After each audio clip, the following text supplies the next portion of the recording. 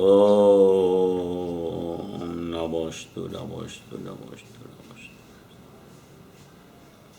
नमो लोये श्रोत्रिकाणवर्ती अरहंताणम। नमो लोये श्रोत्रिकाणवर्ती शीताणम। नमो लोये श्रोत्रिकाणवर्ती आयर्याणम। नमो लोये श्रोत्रिकाणवर्ती उज्जयाणम। नमो लोये श्रोत्रिकाणवर्ती शवशावणम। ओंकार बिंदु संयुक्तम नित्यं ध्यायन्ति योगिनः। कामदं मोक्षदं चैव ओंकाराय नमो नमः।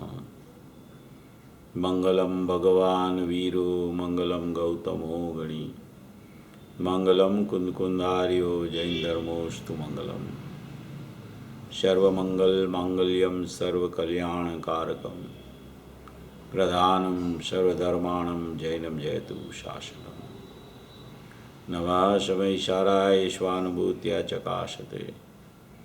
चित्स्वभावाय भावाय सर्वभावांतरच्छिते। एगो में शासदोपाज्ञान दर्शन लक्षणों। शेषा में बाहिरा भावा सभी संयोग लक्षणा। मारो सुशाश्वत एक दर्शन ज्ञान लक्षण जीव छे। बाकी बधा संयोग लक्षण भाव मुझती बाह्य छे। वो एक शुद्ध सदारूपी ज्ञान दर्शनमय करे। कई अन्य ते मारू जरी परमाणु मात्र नहीं अरे। जे जानतो अरहंत ने गुण द्रव्य ने परिये पणे। ते जीव जाने आत्म ने तसु मोह पामे लय करे। નથી અપ્રમત કે પ્રમત નથી જે એક જ્ઞાયક ભાવ છે। તે રીત શુદ્ધ કથાય ને જે જ્ઞાત તે તો તે જ છે। જેમ નેત્ર તેમજ જ્ઞાન નથી કારક નથી વેદ કરે। જાણે જ કર્મોદય નિર્જરા બંધ તેમજ મોક્ષ ને। ધ્રુવ ચલ ને અનુપમ ગતિ પામેલ સર્વેશિત ને। વંદી કહું સુત કેવળી કથિત આશમય પ્રાવૃત। તો સ્થાપની જને મોક્ષ પંથે ધ્યાનુભવ દેહને। તેમાં જ નિત્ય વિહાર કર। નહીં વિહાર પર દ્રવ્યો વિષય। ઓમ શ્રી નમઃ દેવ્ય નમઃ દેવ્ય નમઃ દેવ્ય।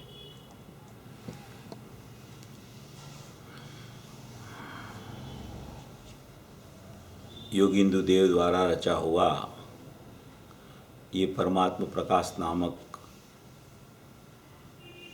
जो ग्रंथ है पूरा भावना प्रदान ग्रंथ है।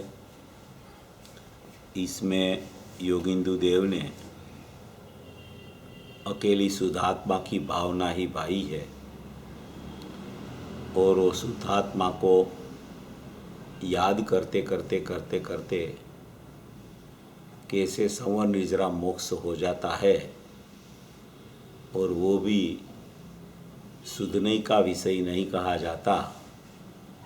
वो भी सचमुच पर्याय नहीं का विषय है। ऐसी मार्मिक चर्चाएं ये परमात्मा प्रकाश में भरी हुई है। उसकी 68 नंबर की गाथा के ऊपर प्रथम भाग की 68 गाथा के ऊपर अपनी चर्चा पूज्य गुरुदेव श्री के प्रवचन में से चल रही है।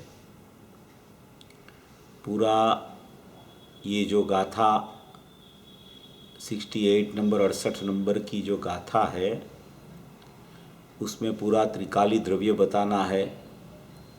उपादेय भूत तत्व बताना है। आश्रय भूत तत्व बताना है। इसलिए यहाँ बंध मोक्ष का परिणाम, बंध मार्ग और मोक्ष मार्ग का परिणाम और वो जहाँ होते हैं ऐसा उत्पाद भी, ये सब को त्रिकाली द्रव्य में नहीं है ऐसा कह के अकेला एक जो जीव ना कभी उपजता है ना कभी मरता है ऐसा एक टंकोत्कीर्ण जीव जो है उसकी चर्चा ये पूरी गाथा में योगिंदु देव करना चाहते हैं। बहुत से प्रकरण तो अपन ने इसमें ले लिए हैं। पूज्य गुरुदेव श्री का अक्षरस प्रवचन अपना चल रहा है। इसमें बहुत सी बातें तो आ गई है मगर जैसे जैसे अपन आगे बढ़ते जाते हैं तो कुछ न कुछ नया बिंदु पूज्य गुरुदेव श्री के प्रवचन में आता रहता है। तो उस विधि से अपन उसकी चर्चा कर रहे हैं। ये 68 गाथा में जो उसकी मूल गाथा है उसमें अपन यहाँ जो दृष्टांत दिया हुआ है वहाँ अपन पहुँचे थे कि ये कहा कि शुद्ध निश्चय नहीं कर, अगर मोक्ष ही नहीं है, जब मोक्ष नहीं है तब मोक्ष के लिए यत्न करना तो वृथा हो जाता है। तो उसका उत्तर कहा है कि मोक्ष है वो बंधपूर्वक है। बंधपूर्वक माने बंध का अभाव पूर्वक मोक्ष होता है, और बंध है वह निश्चय नहीं कर होता ही नहीं। बंध कभी निश्चय नहीं कर, शुद्ध निश्चय नहीं कर नहीं होता है। शुद्ध निश्चय नहीं कर तो शुद्धात्मा ही ख्याल में आता है। इस कारण बंध के अभाव रूप मोक्ष है, वह भी शुद्ध निश्चय नहीं कर नहीं है। बंध शुद्ध निश्चय नहीं कर नहीं है, इसलिए बंध के अभाव पूर्वक होने वाला मोक्ष भी शुद्ध निश्चय नहीं कर नहीं होता। जो शुद्ध निश्चय नहीं से बंध होता तो हमेशा जीव बंधा ही रहता, कभी छूटता ही नहीं। क्योंकि शुद्ध निश्चय नहीं ही इसे कहते हैं कि जो शुद्धात्मा को प्रसिद्ध करे वही शुद्ध निश्चय नहीं होती है। अगर शुद्ध निश्चय नहीं से ही जीव बंधा हुआ दिखे तो फिर कभी वो बंध छूटे ही नहीं, त्रिकाली द्रव्य ही बंधा हुआ हो जाए। इसलिए शुद्ध निश्चय नहीं कर जो बंध होता तो हमेशा बंधा ही रहता, कभी बंध का अभाव न होता। इसके बारे में ये दृष्टांत कहते हैं कि कोई एक पुरुष साकल से बंध रहा है और कोई एक पुरुष बंध रहित है। उनमें से जो पहले बंधा था उसको तो मुक्त छूटा ऐसा कहना ठीक मालूम पड़ता है। साकल से जो बंधा हुआ था उसको तो साकल से छूटा, वो बंध से मुक्त हुआ ऐसा कहना तो ठीक मालूम पड़ता है। और दूसरा जो बंधा ही नहीं उसको जो आप छूट गए ऐसा कहा जाए तो वह तो क्रोध करे कि मैं कब बंधा था, सो यह मुझे छूटा कहता है। बंधा होवे वह छूटे, इसलिए बंधे को तो मोक्ष कहना ठीक है, और बंधा ही न हो उसे छूटे ऐसे कैसे कह सकते हैं। इसकी चर्चा अपन यहाँ कर रहे थे। उसी प्रकार यह जीव शुद्ध निश्चय नहीं कर बंधा हुआ ही नहीं है, इस कारण मुक्त कहना ठीक नहीं है। ये जीव जो कहा, चैतन्यमय जीव, चेतना लक्षण वाला जीव, वो कभी बंधता नहीं है, इसलिए उसकी कभी मुक्ति नहीं होती है। जिसमें बंध होता है वो मुक्त होता है, जो बंधता नहीं है वो कभी मुक्त नहीं होता है। जो साकल से बंधा है उसको तो साकल से छूटना कहना बराबर है। पर्याय में बंध होता है तो पर्याय में मुक्ति होती है, यह कहना तो ठीक है। मगर द्रव्य तो मुक्त स्वभावी है, वो तो कभी बंधता ही नहीं है, तो उसे फिर ऐसा कहना कि तू मुक्त हो गया, मुक्त हो गया, मुक्त हो गया। अरे जो बंधा है वो मुक्त होता है, और जो बंधा ही नहीं उसको तो मुक्ति भी सचमुच में लागू नहीं पड़ती। जिसको बंध होता है उसका मोक्ष होता है। पर्याय में बंध प्रति समय बहिर्लक्ष्य से चल रहा है तो वो बहिर्लक्ष्य छूटे और मेरी तरफ वो पर्याय आ जाए तो वो पर्याय मुक्ति की घोषणा करने लगती है। मगर मैं तो मुक्त स्वभावी हूँ, मुझे देख के वो पर्याय खुशी होती है, मुझे देख के वो पर्याय आनंदमयी हो जाती है। मुझे सन्मुख होती है, मेरी सन्मुख होती है तो उसमें आनंद की तरंग उछलने लगती है आनंद की। तो ये मैं तो सुखमय हूँ, ना तो मैं बंधा हूँ, इसलिए ना मुझे मुक्ति की ज़रूरत है। बंध मोक्ष से रहित है परमात्मा, कभी बंधा ही नहीं तो फिर मुक्ति कहाँ से होगी। जो बंधा है वो छूटता है, जो बंधा ही नहीं अबंध स्वभावी है। अबध स्पष्ट नियत अविशेष असंयुक्त, ऐसा जो नियत स्वभावी, अनन्य स्वभावी, मुक्त स्वभावी, ऐसा जो परमात्मा स्वरूप मेरा भगवान आत्मा है, वो तो कभी ना बंधता है, इसलिए उसकी मुक्ति भी कभी होती नहीं है। ये यहाँ पूरा विषय बताना चाहते हैं। पूज्य गुरुदेव श्री के अक्षरस प्रवचन जो परमात्मा प्रकाश के दूसरे भाग में छपे हुए हैं उसमें से अपन ये अभी चर्चा उठा रहे हैं। अपन यहाँ तक पहुँचे थे पूज्य गुरुदेव श्री का प्रवचन में ये दूसरा भाग में 210 नंबर का पेज है, वहाँ से अपने को चालू करना है। 210 नंबर का पेज में 210 नंबर का पेज में ये कह रहे हैं, दूसरा पैराग्राफ यहाँ होता है शुरू 4 लाइन छोड़ के, भगवान परमात्मा जिनेश्वर तो ऐसा कहते हैं, ये इसमें कहा है जिनवर एवं भणे, जिनवर एवं भणे, जिनवर ऐसा कहते हैं कि जीवो जन्म मरण और बंध मोक्ष को करता नहीं है। जीव जो है त्रिकाली द्रव्य जो है शुद्ध निश्चय नहीं का विषय, जो दृष्टि का विषय जो परम पारिणामिक भाव लक्षण वाला चैतन्य परमात्मा है, वो जन्म मरण और बंध मोक्ष को करता नहीं है, ऐसा जिनवर कहते हैं, उसको जीव कहते हैं। जिनेन्द्र परमात्मा ऐसे कहते हैं कि जो जन्म मरण और बंध मोक्ष को करता नहीं है, हम तो उसको जीव कहते हैं। उसको जीव कहते हैं कि जिनवर कहते हैं, जिनवर ऐसा कहते हैं कि हम तो उसको जीव कहते हैं। वो शब्द है ना 68 गाथा में, नवी उपजय नवी मरई बंधुण मोखु करई, ये जीव को जीव कहते हैं। समझ में आया? जो बंध मोक्ष करे नहीं, जन्म मरण करे नहीं, वो जीव को जिनेश्वर देव जीव कहते हैं। वो जीव को जिनेश्वर देव ने जीव कहा है।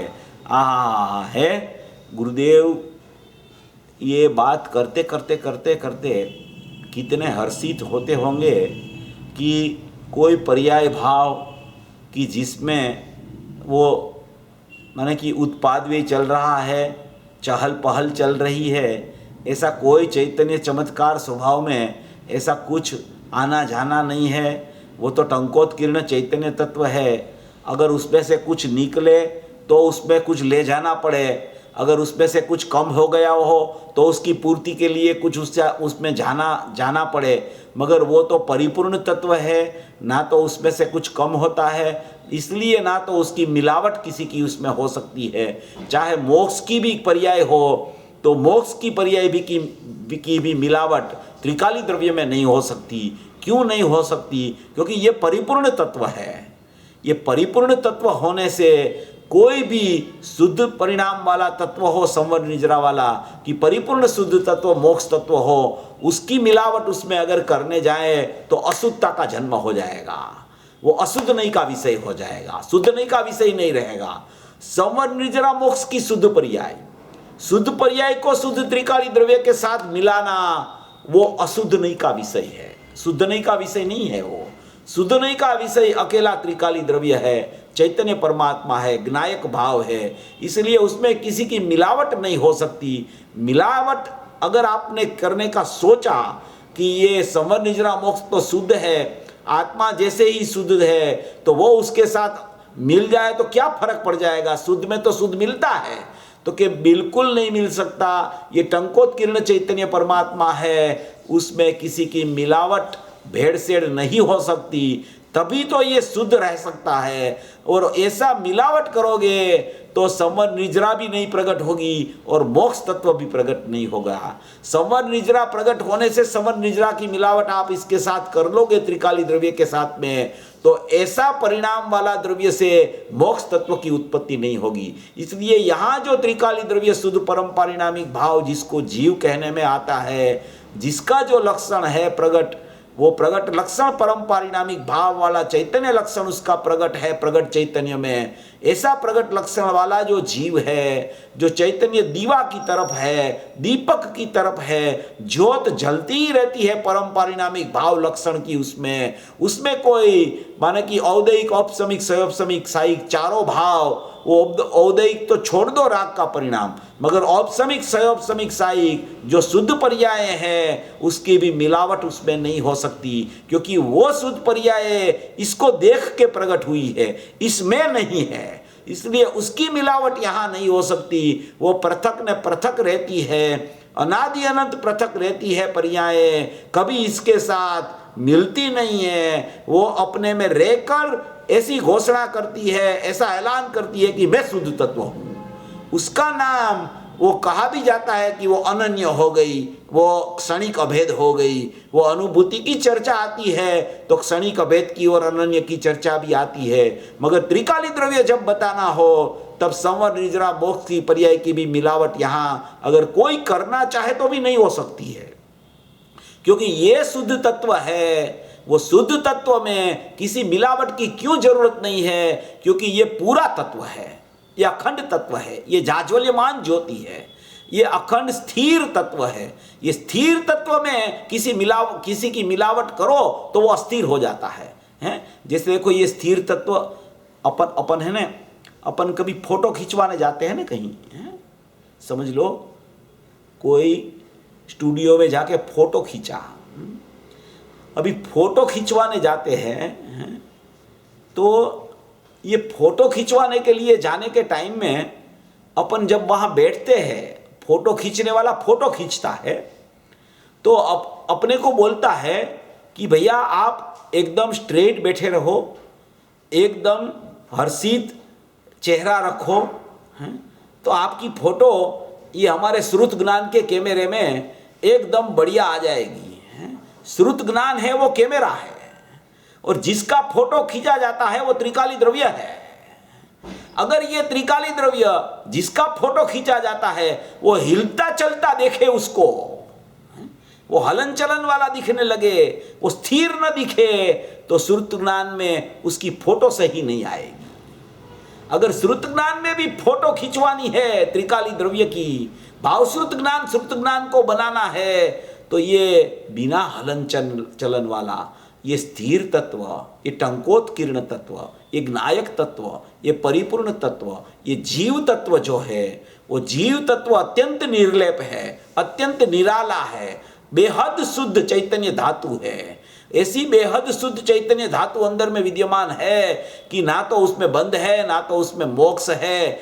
मोक्ष की पर्याय या तो मोक्ष का मार्ग की संवर निर्जरा वाली पर्याय जो है उसको भी प्रकट होना हो तो इसको देखना पड़ेगा उसको। अगर वो इसको देखेगी तब ये जो चीज है उसमें किसी की पर्याय की मिलावट हो गई तो ये अस्थिर हो जाएगा तत्व, और अस्थिर हो जाएगा, ये स्थिर नहीं होगा तो उसकी भावश्रुत ज्ञान में उसकी छवि नहीं आएगी। अगर भावश्रुत ज्ञान में श्रुत ज्ञान में उसकी छवि नहीं आई इसकी त्रिकाली द्रव्य की, तो वो श्रुत ज्ञान का नाम भावश्रुत ज्ञान नहीं पड़ेगा, वो तो मिथ्या ज्ञान हो जाएगा, है मिथ्यामति श्रुत ज्ञान हो जाएगा, कुमति कुश्रुत हो जाएगा। इसलिए ये स्थिर तत्व है, ये अखंड तत्व है, ये अभेद तत्व है, ये परम परिणामिक भाव लक्षण वाला तत्व है, ये अनादि अनंत एक रूप तत्व है।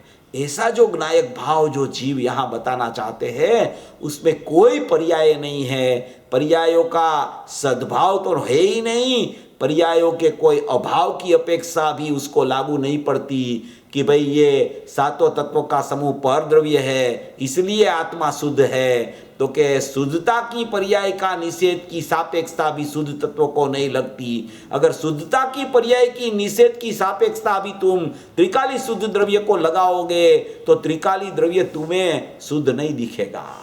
क्यों नहीं दिखेगा? क्योंकि उसकी दृष्टि ही पर्याय से नहीं छूटेगी, वो पर्याय से रहित है, पर्याय से रहित है, पर्याय से रहित है, शुद्ध पर्याय से भी रहित है। उसका नाम यह है कि उसने आज तक शुद्ध पर्याय से सहित ही मान रखा है, इसलिए उसको ऐसा आचार्य भगवान और ज्ञानी पुरुष कहते हैं कि पर्याय से रहित है। वास्तव में वो शुद्ध तत्व को देखा जाए तो पर्याय से रहित है, वैसा भी वो जीव तत्व नहीं है। वो जीव तत्व पर्याय से रहित ऐसा नहीं है, अपने में अपने से परिपूर्ण है, अपने में अपने से स्वाभाविक अभेद है, अपने में अपने से चैतन्यमय है, अपने में अपने से ज्ञान दर्शनमय सत्ता है, उसको जीव तत्व बोला जाता है। जब तक बंधक मोक्ष की भी पर्याय नहीं है ऐसा भी सोचता रहे। यहाँ तो कहा क्या कहा कि संयोग वियोग कह दिया, उत्पाद व्यय को पंचास्ति इकाई की 18वीं गाथा में संयोग और वियोग कह दिया कि पर्याय संयोग वियोग वाली है। ये संयोग आता है, संयोग चला जाता है, स्वभाव रह जाता है। स्वभाव में कोई संयोग की, स्वभाव से संयोग की उत्पत्ति नहीं होती, स्वभाव में कोई संयोग नहीं है। इसलिए स्वभाव में संयोग नहीं है, इसलिए स्वभाव से संयोग की उत्पत्ति नहीं होती। स्वभाव से संयोग की उत्पत्ति जो हुई तो उसका वियोग नहीं होगा कभी, क्योंकि स्वभाव वियोग रूप नहीं है। इसलिए संयोग वियोग है, समयवर्ती अवस्था का नाम है। बंधमोक्ष पर्याय है, समयवर्ती पर्याय का नाम है। बंध के अभाव पूर्वक मोक्ष होता है, वो भी सचमुच में पर्याय का परिणमन की चर्चा है। मगर ये जो स्थिर तत्व है, ये जो शुद्ध तत्व है, ये परम परिणामिक भाव लक्षण वाला ज्ञायक तत्व है, उसमें कोई पर्यायो है ही नहीं। ऐसा भी नहीं सोचना ये परिपूर्ण तत्व है वो सोचना, ये ज्ञायक भाव है वो सोचना, त्रिकाली द्रव्य है ऐसे सोच चलाना है। आती है सब बात, आचार्य भगवान भी लिखते हैं, ज्ञानी पुरुष खुलासा भी करते हैं, मगर अपने ध्येय में ध्यान लगाने के लिए, अपनी चैतन्य सत्ता को उजागर करने के लिए, श्रुत ज्ञान में अगर अपनी फोटो खिंचवानी हो और भाव श्रुत ज्ञान बनाना हो तो ये स्थिर तत्व को याद करना पड़ेगा। ये बंधमोक्ष की पर्याय नहीं है, ऐसे भी इसको देखेगा तो पर्याय दृष्टि नहीं छूटेगी उसकी। ये तो त्रिकाली सत शाश्वत परमात्मा है, ये ध्रुव तत्व है, ये चैतन्य तत्व है, निर्लेप तत्व है, निर्बोझ तत्व है। ऐसे ही इसको देखना पड़ेगा, तब ही सचमुच में वो श्रुत ज्ञान, वो स्थिर तत्व की फोटो खींच पाएगा, तब वो भाव श्रुत ज्ञान बन जाएगा। अगर इसमें ही हालक डोलक देखने लगा वो, तो क्या होगा कि वो उसमें स्थिरता नहीं रहेगी, और स्थिरता नहीं रहेगी तो पर्याय कहाँ स्थिर होगी।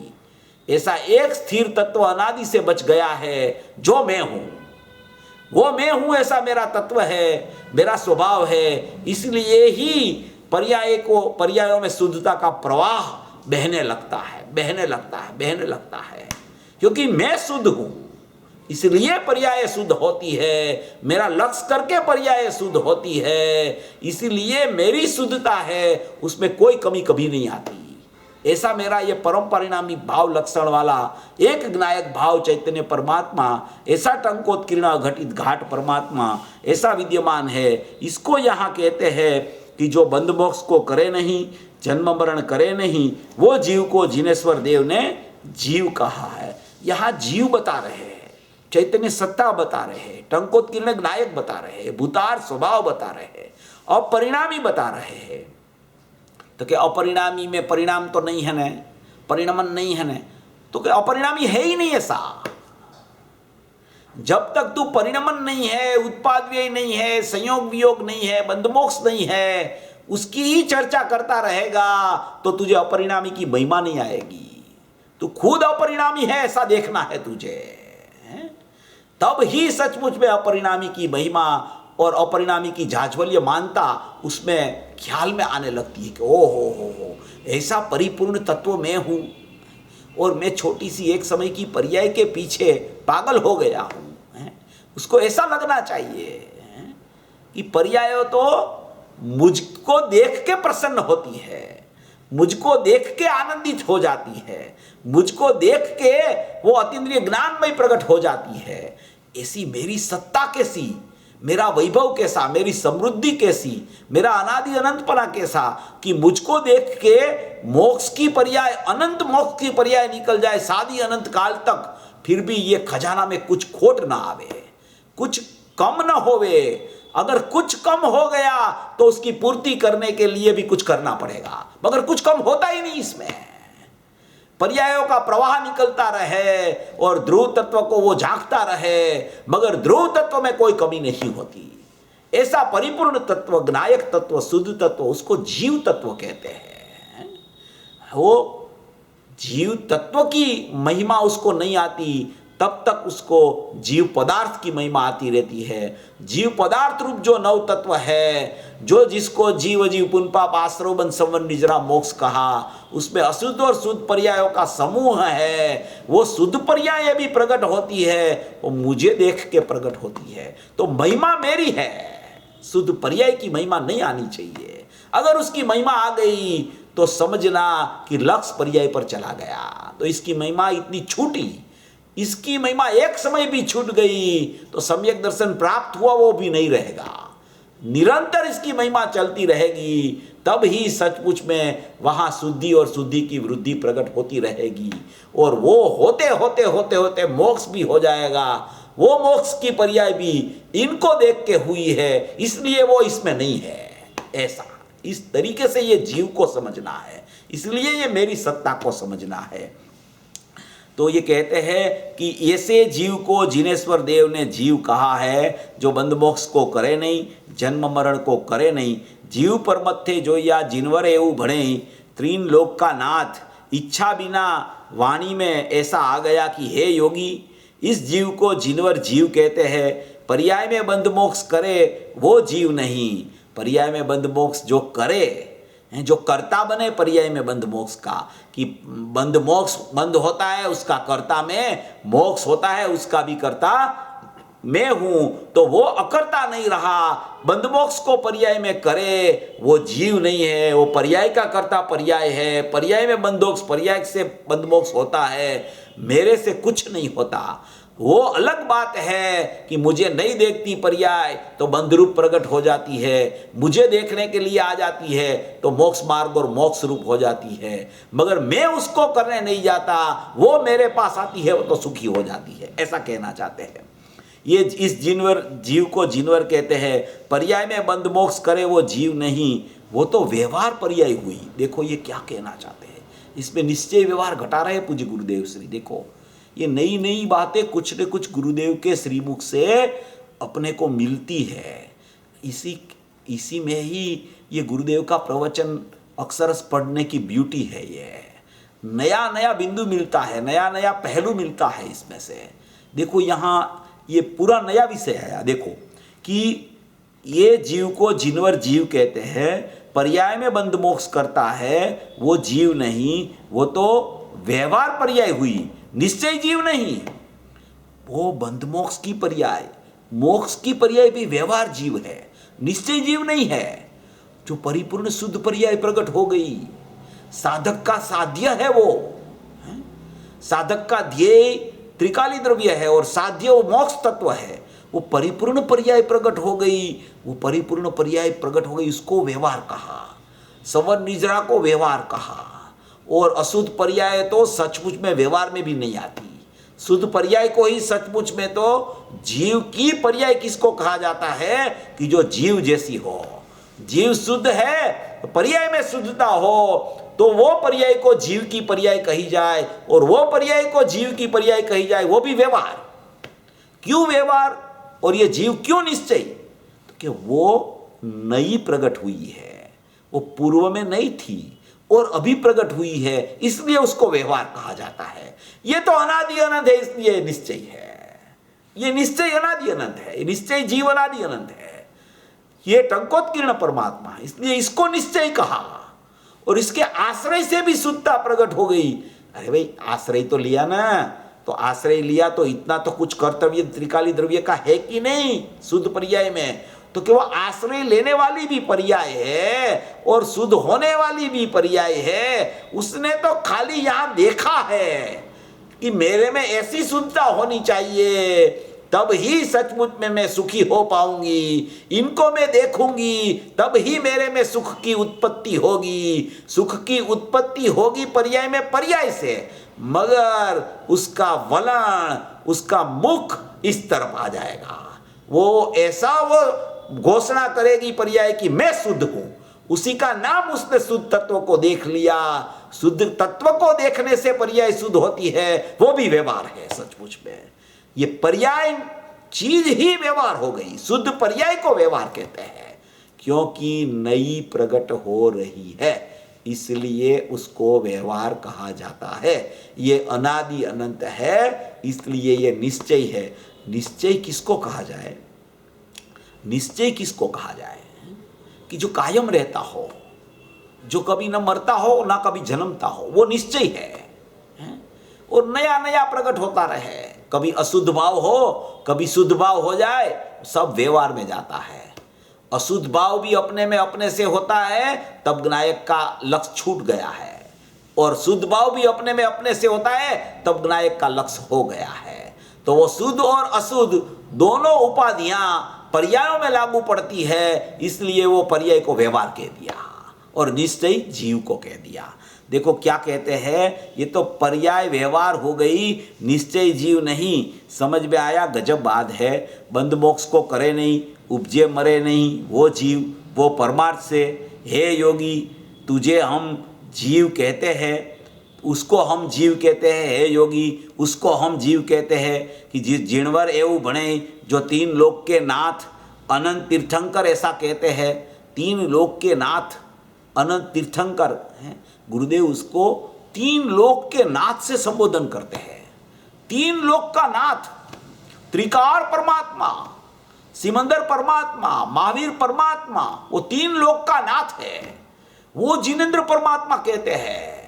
गुरुदेव कहते हैं ना कि कुत्ते की बच्चे की तरह हैं वो इंद्र होते हैं। इंद्र सौधर्म इंद्र भी, वो जब समोसरण में तीर्थंकर की वाणी सुनने जाता है तो कुत्ते की बच्चे की तरह बैठ जाता है वहां नीचे।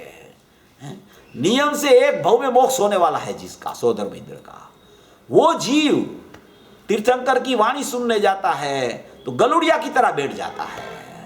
ऐसी तीर्थंकर भगवान की दिव्य ध्वनि का माने कि सार पूज्य गुरुदेव श्री की वाणी में आ गया। वो तीन लोक का नाथ कहते हैं उसको, तीन लोक का नाथ। तीन लोक का नाथ की कितनी महिमा है। और वो तीन लोक का नाथ की इतनी महिमा करते करते करते कहते हैं कि वो भी तेरे स्वभाव की अपेक्षा से परद्रव्य है। हे तीन लोक का नाथ, मगर तुझे जब तू देखेगा तब तुझे वो परद्रव्य दिखेगा। तुझे देख के बिना तू परद्रव्य बोला रहेगा तो यहां देख नहीं पाएगा। पहले यहां देख तब तुझे परद्रव्य दिखेगा वो। ऐसे कहते हैं तीन लोक का नाथ अनंत तीर्थंकर, ऐसा कहते हैं। आहा हा, समझ में आया। ओ हो, उसको हम जीव कहते हैं कि जो बंध मोक्ष और जन्म मरण को करता नहीं, पर्याय में बंध मोक्ष होता है, वो तो व्यवहार आत्मा हो गया। व्यवहार आत्मा हो गया। व्यवहार आत्मा क्यों हुआ? क्योंकि नया प्रकट हुआ।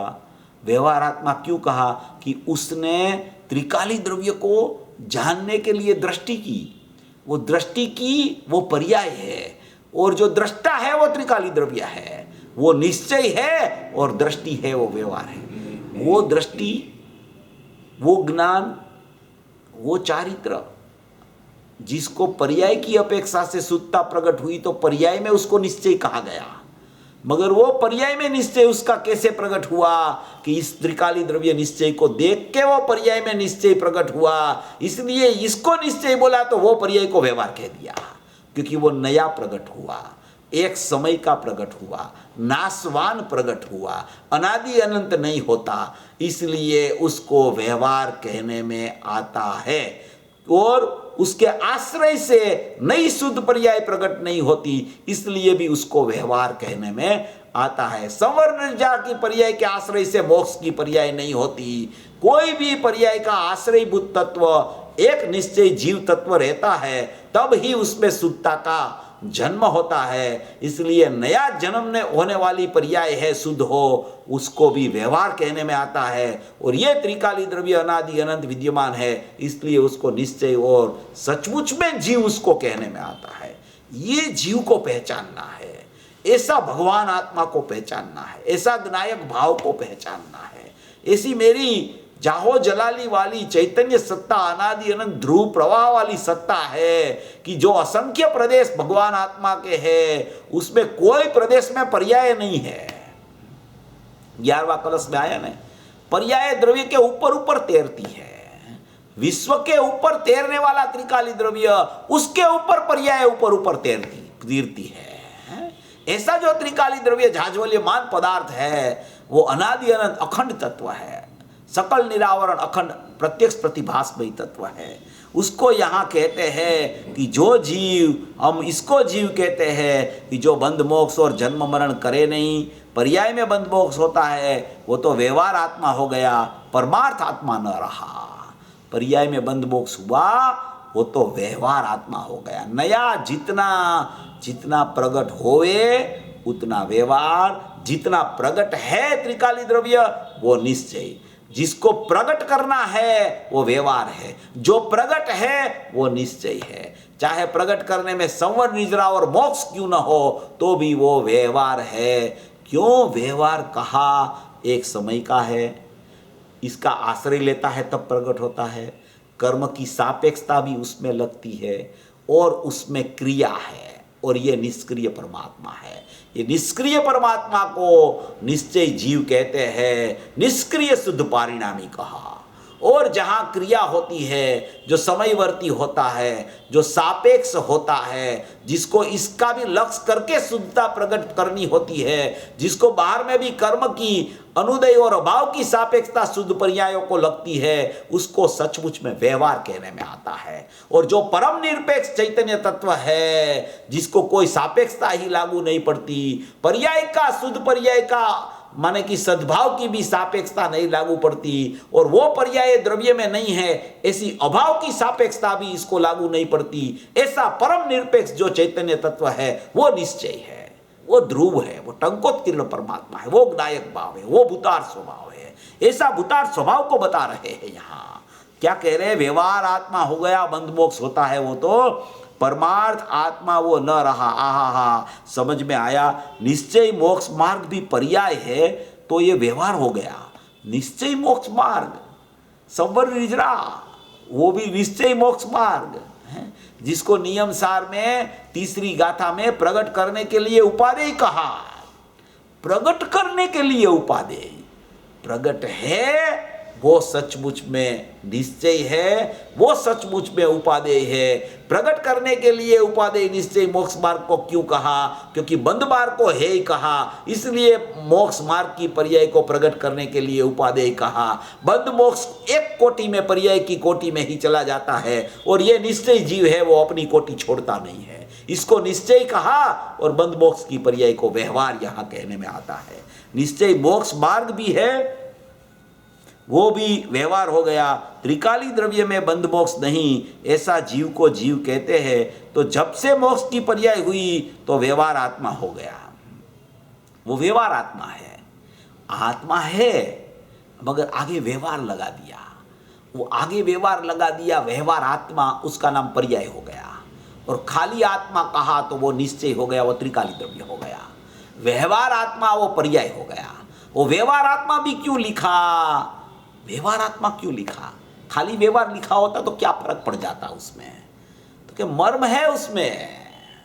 देखो, ये गुरुदेव के वाक्य जो निकलते हैं ना, एकदम सिद्धांत भरे हुए होते हैं। उसमें ऐसे सिद्धांत भर देते हैं गुरुदेव की वाणी में, ऐसे सिद्धांत आते हैं, क्योंकि वो ज्ञानी पुरुष अपने ज्ञायक भाव को, चैतन्य द्रव्य को भावश्रुत ज्ञान में अनुभवते हुए और उसकी प्रतीति में परिणति निरंतर चलते हुए उसकी माने कि भाषा का स्रोत निकलता रहता है।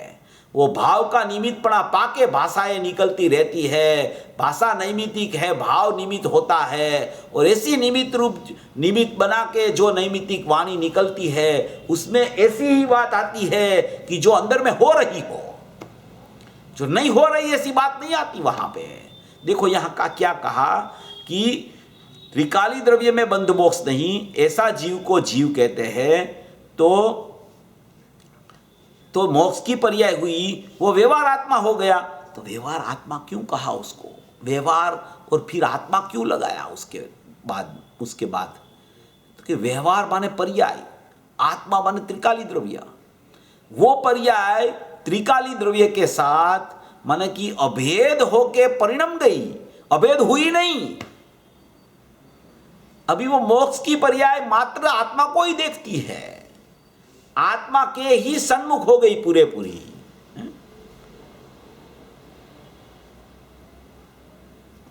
तो वो आत्मा की ही सन्मुख हो गई पूरे पूरी, तो वो आत्मा की सन्मुख हो गई, इसलिए वहां आत्मा बताया।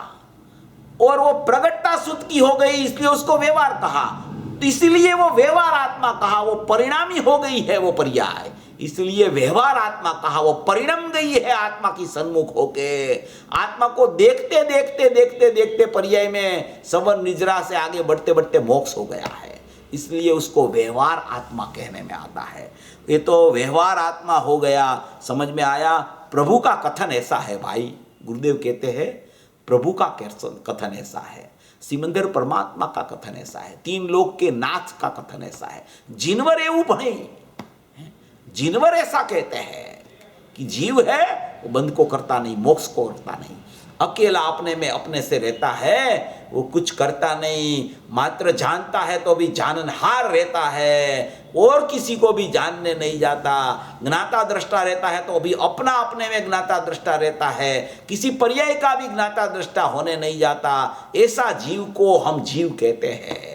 इसलिए कहते हैं कि तो जब मोक्ष की पर्याय हो गई तो व्यवहार आत्मा हो गया। हाँ, समझ में आया। प्रभु का कथन ऐसा है भाई, प्रभु का कथन ऐसा है।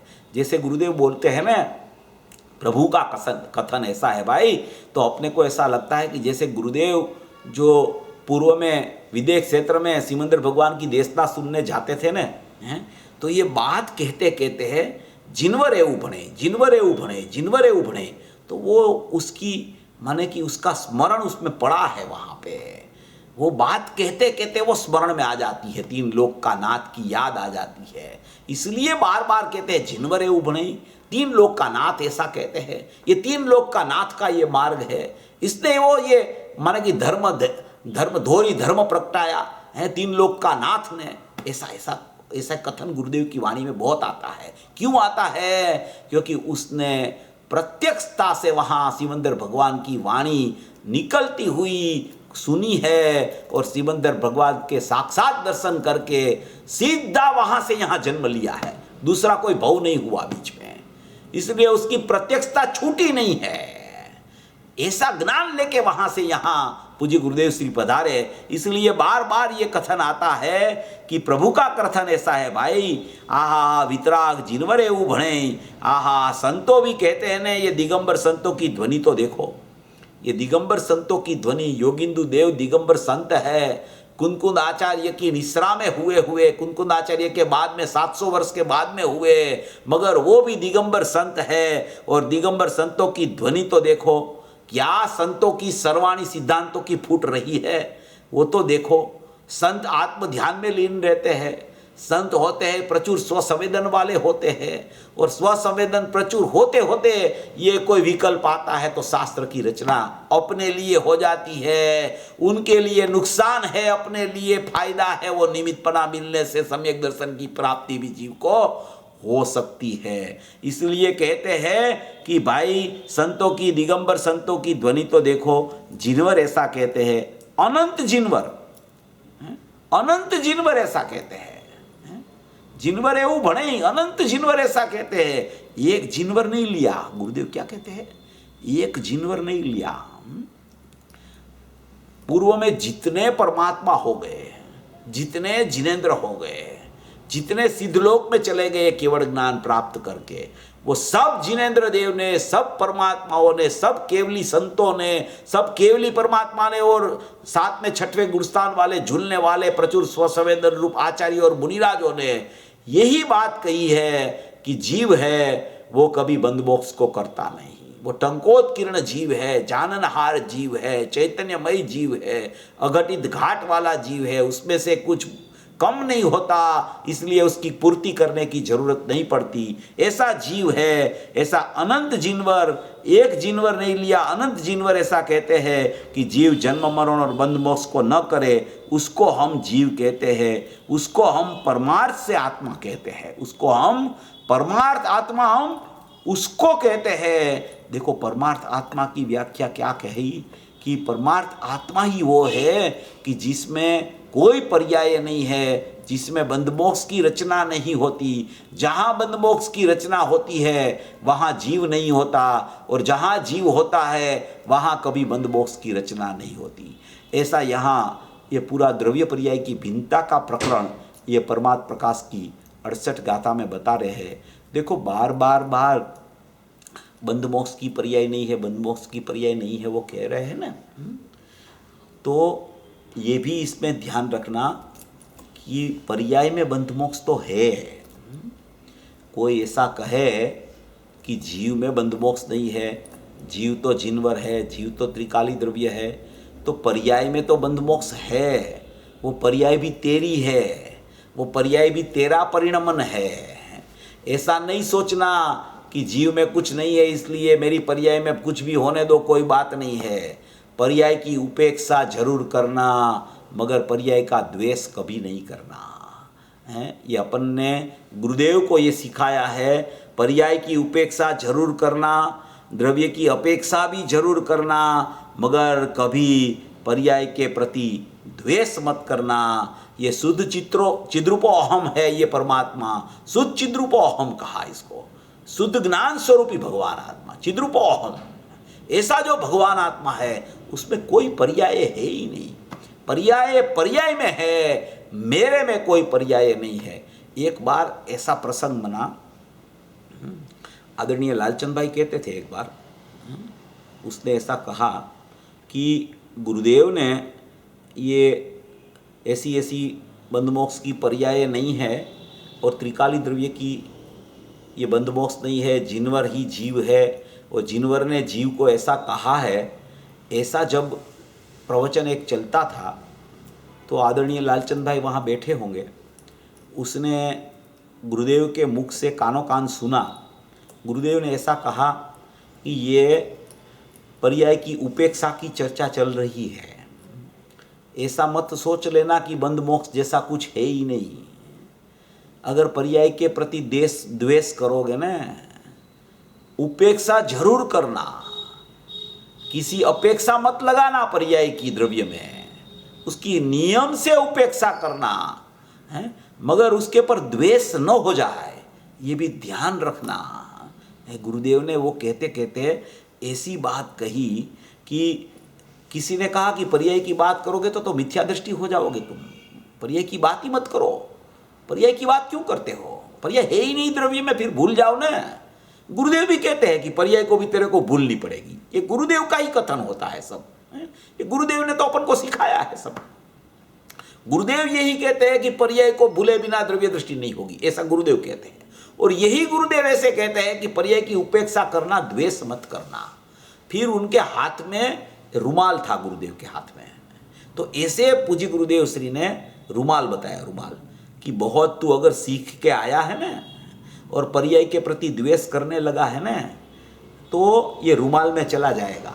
क्या बोला गुरुदेव ने, ये रुमाल में चला जाएगा, ध्यान रखना, द्वेष मत करना कभी। ये जीव की पर्याय है, पुद्गल की नहीं है। इसलिए चेतावनी भी देते हैं गुरुदेव। ध्रुव की महिमा ऐसी करते हैं कि बंधमोक्ष की पर्याय नहीं है, और पर्याय के प्रति बंधमोक्ष की नहीं है, इसलिए पर्याय की बात आवे तो भी तुझे द्वेष होने लगे। द्रव्य को सिद्ध करने के लिए पर्याय को अलोकाकाश में अगर तू भेजने लगे, तो गुरुदेव ने रुमाल बताया ऐसे सभा में। कई लोगों ने देखा भी होगा, इसमें भी होंगे कई लोग, ये सुनने वाले में भी रुमाल बताया ऐसे कि ये जो रुमाल दिखता है ना, अगर द्वेष करेगा ना पर्याय के ऊपर तो इसमें चला जाएगा, निगोद में चला जाएगा, ऐसा बोला गुरुदेव ने। ऐसा किसी को भेदने के लिए नहीं बोलते हैं गुरुदेव, मगर द्वेष मत करना कभी। वो द्वेष छुड़ाने के लिए कहा, और कुछ नहीं कहना चाहते थे, मगर द्वेष नहीं हो जाए। उपेक्षा करते करते ऐसा द्वेष न हो जाए कि पर्याय की बात आवे तो भी ऐसे कहे कि ये पर्याय की बात करने वाला तो मिथ्या दृष्टि है, परिणामी द्रव्य की बात करने वाला मिथ्या दृष्टि है। अरे भैया, गुरुदेव करते हैं परिणामी द्रव्य की बात, साधक जीव बहुत किया करते हैं, परिणामी द्रव्य का ज्ञान कराते हैं। दृष्टि अपरिणामी की होती है, तब ही तो परिणामी का ज्ञान होता है। तो दृष्टि के लोभ में इतना मत खींच जाना कि ज्ञान का द्रोह हो जाए। दृष्टि की बात आवे तो बराबर करना, मगर सब साथ में रहता है। ऐसे भिन्न नहीं पड़ गई पर्याय और द्रव्य, ऐसे नहीं होता है। पूज्य बेन श्री भी कहती है कि ऐसे लटकता नहीं है द्रव्य और पर्याय अलग अलग, ऐसे नहीं होता है। भाव समझना, लक्षण से भेद करना। लक्षण क्या कहा, औदैक, औपसमिक, सयोपसमिक, साई पर्याय के लक्षण है, परम परिणामिक भाव द्रव्य का लक्षण है। तो लक्षण से लक्ष्य को देखना कि ये परम परिणामिक भाव लक्षण वाला निरपेक्ष परमात्मा जो है, परम परिणामिक भाव लक्षण माने निरपेक्ष, वो निरपेक्ष परमात्मा है, वो त्रिकाली द्रव्य में हूं, कि जो जीव में कोई बंधमोक्ष की पर्याय नहीं होती, क्योंकि उसके लक्षण पृथक है, क्योंकि वो इसके आश्रय से प्रकट होती है, इसलिए इसमें नहीं होती। ये सब समझ का मार्ग है। समझे बिना कोई एकांत से ऐसा नहीं करना। ये त्रिकाली द्रव्य दृष्टि में आना चाहिए। इसके लिए ये सब परिपाटी आचार्य भगवान और पूज्य गुरुदेव श्री ये बता रहे हैं। ये बात कहने का भी कारण है। ये अपन ऐसी बात भी क्यों बता रहे हैं कि गुरुदेव ने ऐसा कहा कि ऐसा हो जाता है जीव को, दृष्टि के लोभ में ज्ञान का द्रोह नहीं होना, नहीं तो क्या होगा कि सांख्य मत प्रगटाएगा तू भी, कोई बार ऐसा हो जाएगा सांख्यमती। सोच समझ के विचार करके निर्णय करना ये सब है। ऐसी बात नहीं है कि द्रव्य में पर्याय नहीं है इसलिए पर्याय का कोई अस्तित्व ही नहीं है। देखो ऐसी बातें सब, ये निश्चय की बात चले तब भी बराबर सावधानी रख के उसके ऊपर लक्ष्य जाना चाहिए है। देखो ये क्या कहते हैं कि वो जो जीव जन्म मरण और बंध मोक्ष न करे उसको हम जीव कहते हैं, उसको हम परमार्थ से आत्मा कहते हैं। परमार्थ आत्मा किसको कहते हैं कि जहाँ बंध मोक्ष की पर्याय नहीं, जन्म मरण नहीं, संयोग वियोग नहीं, अनेक रूपता नहीं, उत्पाद व्यय नहीं, एक रूप जीव है, अनंत अनादि अनंत जीव है, टंकोत्कीर्ण जीव है, जिसमें कोई परिणमन नहीं होता, ऐसा अपरिणामी तत्व जीव है। पर्याय बुद्धि छोड़ाना और द्रव्य तरफ झुकाव करने की ये बात कहते हैं। पर्याय बुद्धि छोड़ानी है। पर्याय अगर होगी ही नहीं तो पर्याय बुद्धि छोड़ाने का प्रश्न ही कहाँ से खड़ा होगा।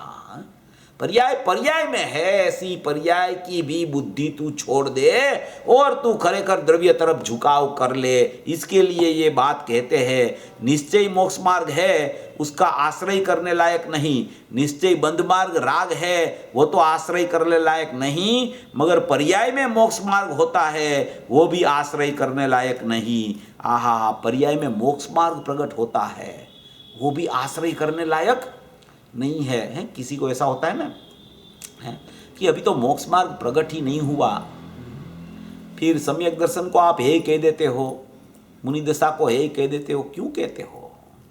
अरे भैया, पर्याय दृष्टि छोड़ाने के लिए कहते हैं, पर्याय बुद्धि छोड़ाने के लिए कहते हैं। तेरी पर्याय बुद्धि होगी ने तो तुझे सम्यक दर्शन ही नहीं होगा पहले। इसलिए सम्यक दर्शन की पर्याय की भी तू बुद्धि रखेगा कि सम्यक दर्शन हो जाए, सम्यक दर्शन हो जाए, सम्यक दर्शन हो जाए।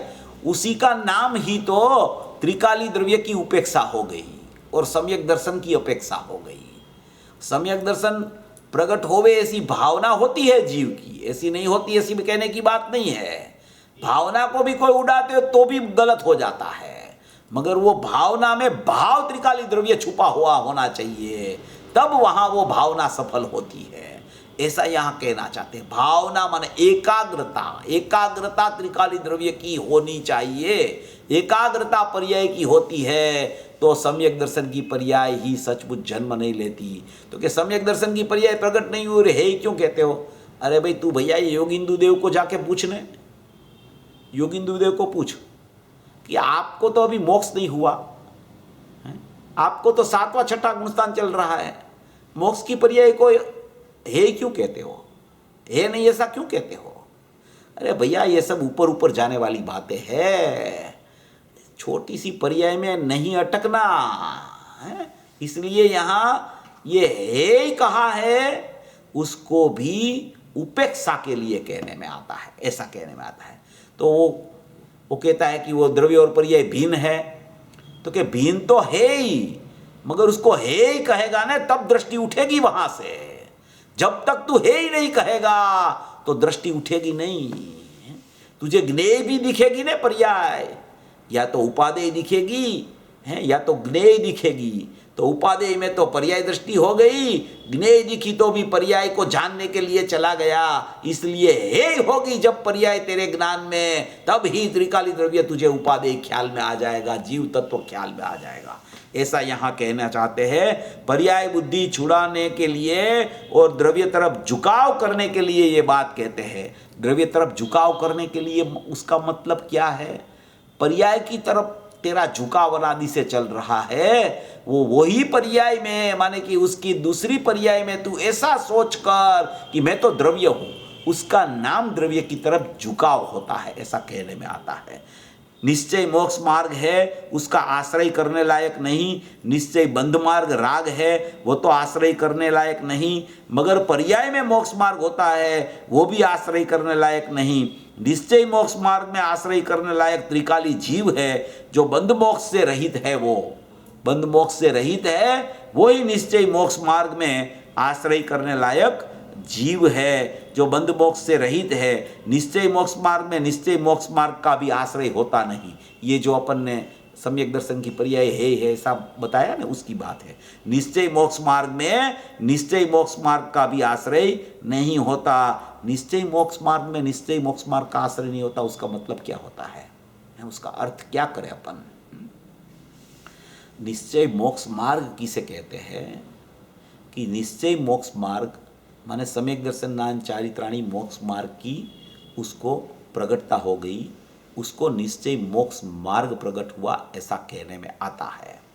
अभी वो मोक्ष मार्ग जिसको प्रकट हो गया, वो मोक्ष मार्ग की जो भी पर्याय प्रकट हुई, वो तो जब निर्विकल्प दशा थी तब तो पूरा आत्मा हो गया, द्रव्य गुण पर्याय वाला अभेद आत्मा हो गया, उसमें तो कोई भेद ही नहीं होता है अनुभूति के काल में।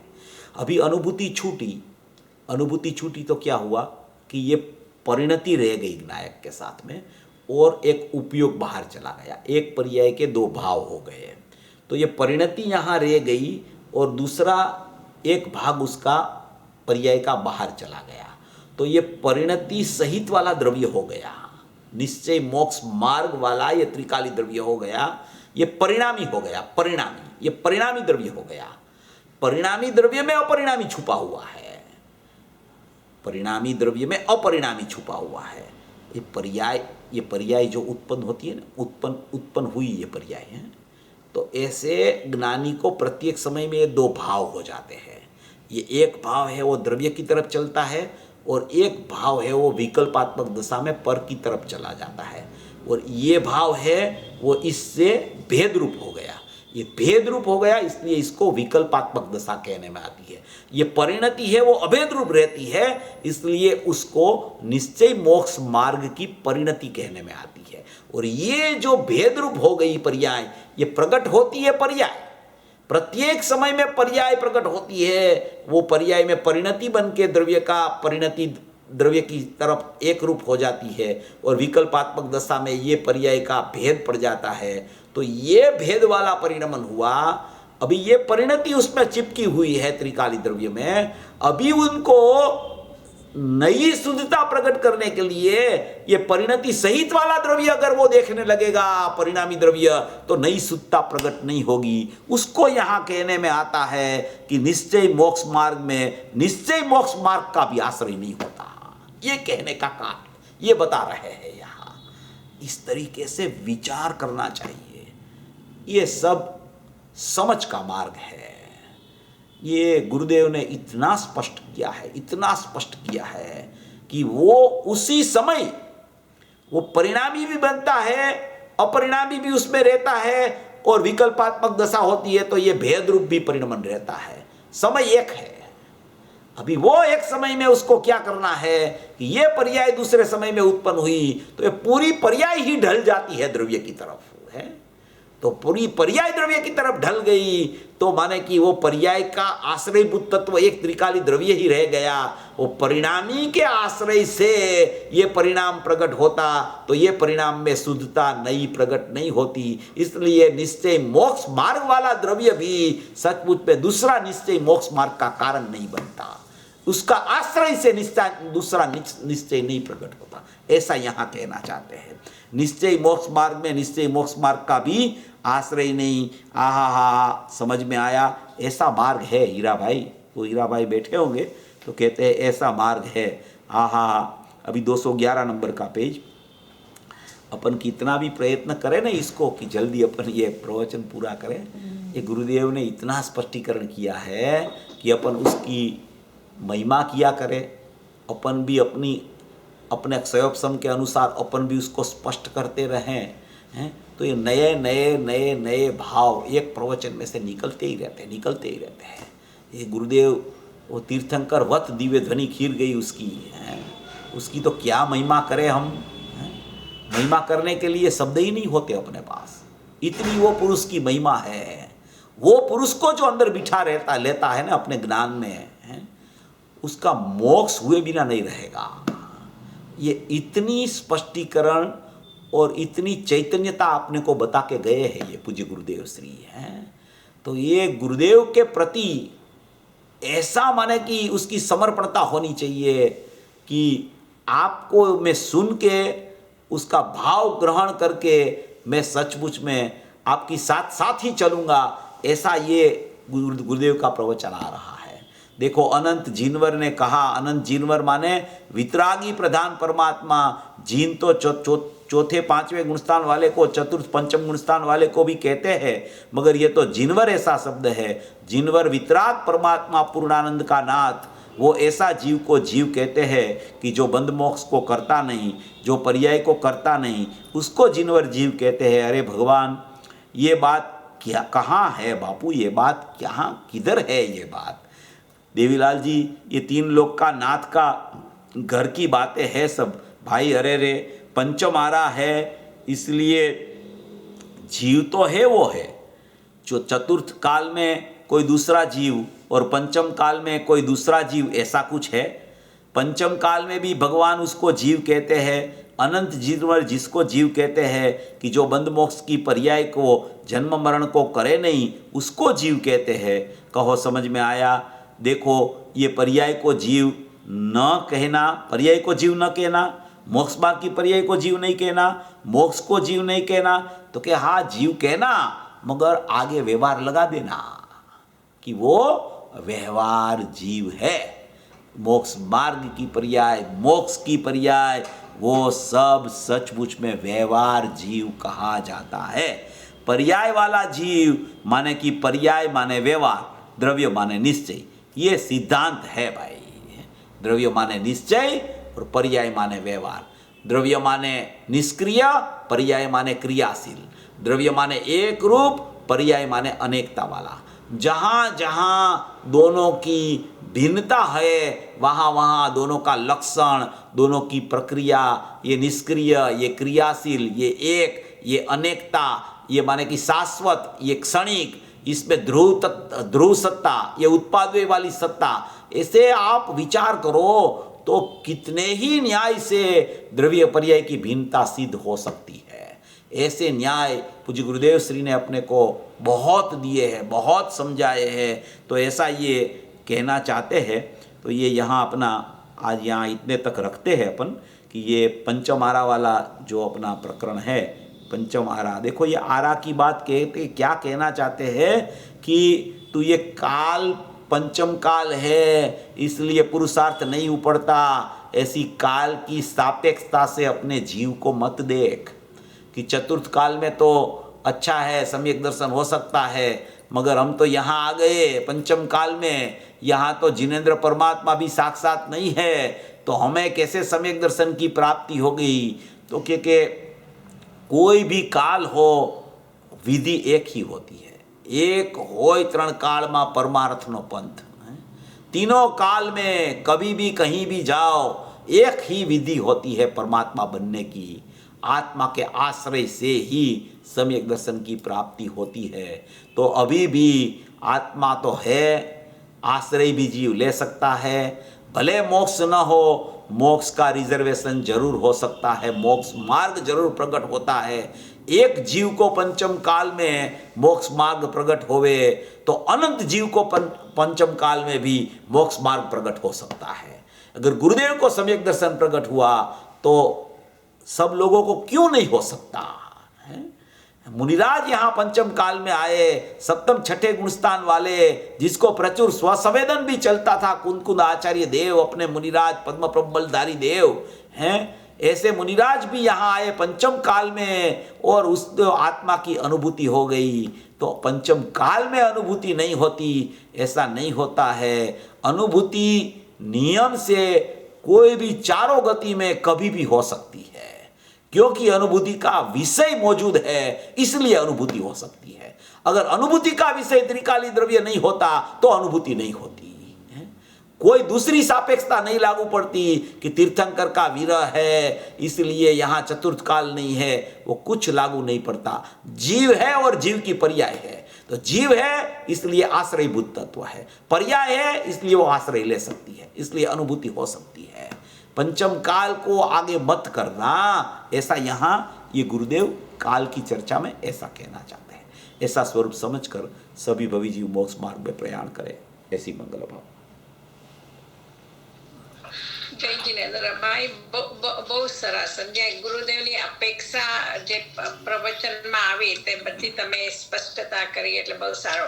ઇવન આ પ્રવચન પહેલા સાંભળેલો પણ ગુરુદેવે પાછળથી કીધું કે નિશ્ચય ને વ્યવહાર શા માટે આત્માને કીધો, પણ એ ભૂલાઈ ગયેલું. પણ હવે બરાબર યાદ રહેશે શા માટે વ્યવહાર આત્મા કહે છે. બહુ સરસ.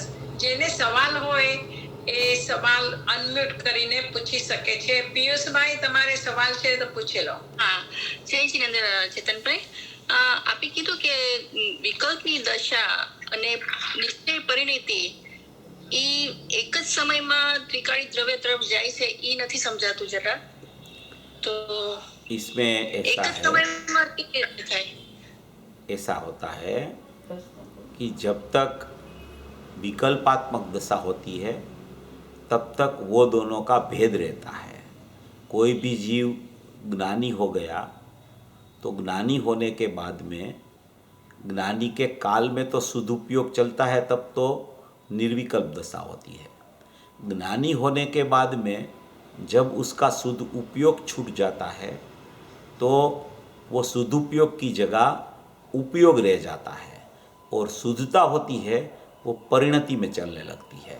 तो ये पर्याय तो एक है, एक माने अनंत गुण की अनंत पर्याय है। तो अनंत गुण की अनंत पर्यायों में विकल्पात्मक दशा में ऐसे दो भाव होते हैं। अभी ये विकल्पात्मक दशा एक समय चली, दूसरे समय चली, तीसरे समय चली, चौथे समय चली, फिर उसकी विचार दशा में जागृति आई तो ये पर्याय अंदर से आई, तो ये विकल्पात्मक दशा न चलने से ये पूरी पर्याय अभेद हो गई द्रव्य के साथ में, तो फिर से उसको सदुपयोग हो गया।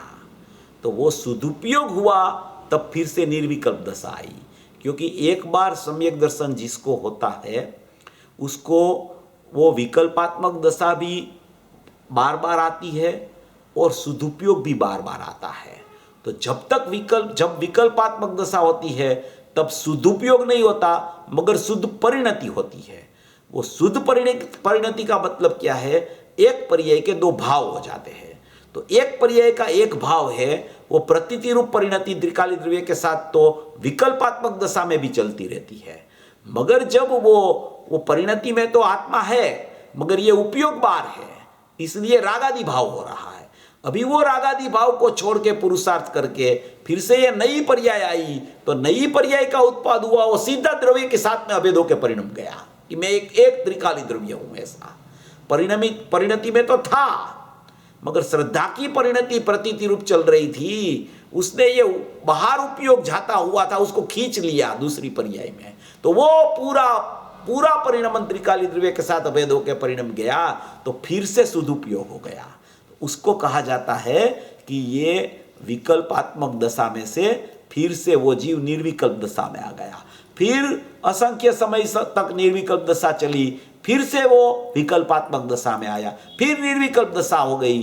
तो ऐसा संकीर्ति को बहुत बार चलता रहता है, इसलिए उसको विकल्पात्मक दशा और परिणति होती है, या तो सदुपयोग की दशा में अनुभूति का संवेदन होता है। ऐसा इस तरीके से विचार करना। એટલે જ્ઞાનીની વાત કરી છે અહીંયા। ज्ञानी क्या, ज्ञानी की बात है ना, ये आया ना, ये चर्चा आई ने निश्चय मोक्ष मार्ग में, निश्चय मोक्ष मार्ग का भी आश्रय नहीं है। हाँ, निश्चय मोक्ष मार्ग तो ज्ञानी को ही होता है। ऐसा પણ જે જીવ સમ્યકમાં સન્મુખ થયો છે તો એને પણ આવી રીતે એક સમયમાં એવી રીતે એનું પરિણમન થાય ને અનુભૂતિ થાય એવી રીતે એમ? वो 100% हो सकती है। एक समय में विकल्प होता है, दूसरे समय में अनुभूति हो सकती है, क्योंकि कितना भी राग हो गया, कितना भी मिथ्यात्व हो गया, कितना भी अज्ञान ये वर्तमान पर्याय में हो गया, वो दूसरी पर्याय के साथ उनका कोई संबंध नहीं रहता। दूसरी पर्याय अंदर से एकदम पेटी पैक नहीं आती है, वो मिथ्यात्व लेके भी नहीं आती, राग लेके भी नहीं आती, अज्ञान लेके भी नहीं आती। वो पर्याय आती है, अंदर से उत्पाद आता है, वो उत्पाद ध्रुव को प्रसिद्ध कर लेता है वो समय में, तो उसमें वो उत्पाद में शुद्धता का जन्म हो जाता है। अज्ञानी जीव को ही दूसरे समय में सम्यक दर्शन हो सकता है, अज्ञानी जीव को भी। कोई ऐसा नहीं है कि ये तो पूर्व का बहुत उसने विराधना की है, पूर्व का बहुत पापी है, इसलिए पहले उसको शुभ भाव करना पड़ेगा। ऐसा जरूर है कि उसकी पूर्व पर्यायों में जब अनुभूति का काल चलता हो तो पूर्व पर्यायों में शुभ भाव का परिणमन भी निरंतर चलता होता है। कोई अशुभ पर्याय में से सीधा कोई त्रिकाली द्रव्य में चला जाए, ऐसा नहीं होता है। जैसे सिंह महाराजा थे महावीर परमात्मा 10वें भव में, तो वो 2 चारण रुद्धि मुनिराज ऊपर से उतरे, तो उसने तो अभी मांसाहार ग्रहण किया हुआ था, फिर भी सम्यक दर्शन कैसे हो गया उसको? तो कि वो सम्यक दर्शन होने में भी बहुत समय की पर्यायों में उसका चिंतन भी चला, भाव भी चला, अश्रु भी बहने लगे हैं, और उसको पता चल गया कि मैं ऐसा जीव हूँ, ऐसा भी उसको मालूम हो गया। संगनी पंचेंद्री जीव था तो फिर पर्याय अंदर चली गई। वहाँ शुभ भाव माने कोई भगवान का दर्शन करना, शास्त्र पढ़ना, वो नहीं होता है तिर्यंच में, मगर उसका भाव में परिवर्तन आ जाता है, भाव में परिणमन शुभ का चालू हो जाता है। चैतन्य तत्व की महिमा उसको भी आने लगती है, तो उसको भी शुभ भाव बोला जाता है। ऐसा भाव आते आते आते आते वो नई पर्याय शुद्धता की तरफ लीन हो जाती है, सन्मुक्ता कर लेती है, और अभेद होकर परिणमन शुद्धता वाला हो जाता है। कोई भी जीव को हो सकता है। પૂર્વનો પુરુષાર્થ હોવો જોઈએ થોડો। આ પુરુષાર્થ समझ का होना चाहिए, समझ का पुरुषार्थ होना चाहिए। द्रव्य गुण पर्याय की यथार्थ की समझ जिसको होती है, निमित्त उपादान की, निश्चय व्यवहार की, क्रमबद्ध की, योग्यता की, शुद्ध त्रिकाली द्रव्य जो स्वद्रव्य परद्रव्य की, ये सब समझ जो गुरुदेव ने जो अपने को समझाई है, उसकी बराबर समझ होनी चाहिए। कहीं ऐसा हो जाता है कि ये समझ के बिना कोई विषय पकड़ लेता है, फिर वो विषय हाथ में नहीं आता तो निराश हो जाता है जीव। वो निराश क्यों होता है? क्योंकि पूरे विषयों की समझ नहीं होती है, और एकांत ग्रहण करके चलने लगता है, तो फिर उसको ऐसा लग जाता है कि ये मैं इतना पुरुषार्थ करता हूँ मगर मेरा कार्य नहीं होता है। मगर पुरुषार्थ में समझ अगर सही नहीं हो तत्वों की, तो सचमुच में वो पुरुषार्थ नहीं कहा जाता। इसलिए उस तरीके से अपने को विचार करना चाहिए। એટલે આપણે એમ કહી શકીએ અજ્ઞાનીમાં શ્રદ્ધા એ મોર મારે એટલે એ પર્યાય ત્યાં ઢળી ગઈ, પણ જ્યારે જ્ઞાનીના કેસમાં આપણે કીધું ને 2 પરિણતિ એક અંદર હોય છે, 2 મુખ વાળી પર્યાય થાય છે, પણ ત્યારે શ્રદ્ધાની પર્યાય તો 100% છે, એટલે એને આત્માની મહિમા વધારે થઈ જાય છે, એટલે શુદ્ધ તરફ વળી જાય છે એમ। हाँ, एकदम एमज। आत्मा की पर्याय आत्मा की ही महिमा चलने लगती है ना, जो आत्मा की महिमा चलने लगती है, और जो विभाव विकल्पात्मक चल रहा है उसकी उपेक्षा हो जाती है। वो विकल्प की उपेक्षा से वो वहाँ से निकल के अंदर जाने का पुरुषार्थी बनता है। इसलिए वहाँ से उसको अंदर जाना है, तो वो परिणति तो चलती है, तो परिणति में तो वो वेदन भी चालू है, परिणति में वेदन बिना की परिणति नहीं है। इसलिए वो उसको मालूम है कि ये मेरा तो शुद्धात्मा ही मैं हूँ, वो तो प्रतीति हो गई है, मगर अभी राग का परिणमन चल रहा है, तो विकल्प उत्पन्न होता है, तो वो राग को छोड़ के उसको अंदर वितरागता करने के लिए जाना है, तो वहां से विकल्प की माने कि वो विकल्प से व्यावृत होकर अंदर जाना है उसको, इस तरीके से ऐसा करना पड़ता है। बहुत सरस। આ ગેલેક્સી નોટ 10 એટલે નામ શું છે મને ખબર નથી, એટલે કોણ છે એને સવાલ હોય તો પૂછી લો। अच्छा મંજરી બેન તમે પૂછી લો, અનમ્યુટ કરજો તમને। પ્રણામ ચેતનભાઈ।